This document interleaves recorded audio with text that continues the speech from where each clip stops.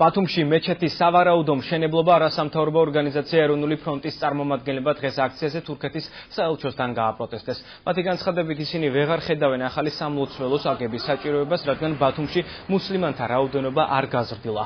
აქციის ორგანიზატორების თქმით, საქართველოსა და თურქეთის პრემიერ-მინისტრებმა გადაწყვეტილება ქართველი ხალხის დაუკითხავად მიიღეს. ევგენი მიქელაძე თვლის, რომ სჭირდება თუ არა ქართველ მუსლიმანებს ახალი მეჩეთი რეფერენდუმის გზით უნდა გაირკვეს, რაც შეეხება ტაო-კლარჯეთში ქართული ძეგლების აღდგენას. აქციის მონაწილეების განცხადებით, მათ რესტავრაციას თურქეთს იუნესკო ავალდებულებს.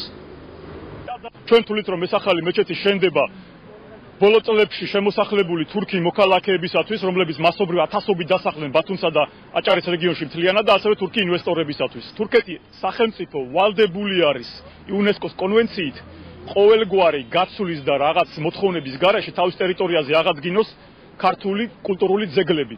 ვაპროტესტებთ თურქეთის ექსპანსიურ პოლიტიკას, რომელიც ხორციელდება საქართველოს წინააღმდეგ. პირველ რიგში აქციის მთავარი მიზანია ამ ეტაპზე, რომ გააპროტესტოს საქართველოში მეჩეთის მშენებლობა, რომელიც დაგეგმილია, იმიტომ რომ ჩვენ ვაცხადებთ, რომ ეს არ ჭირდება ქართველ მუსულმანებს, ეს არის კიდევ ერთი გამოვლინება თურქული ექსპანსიური პოლიტიკის.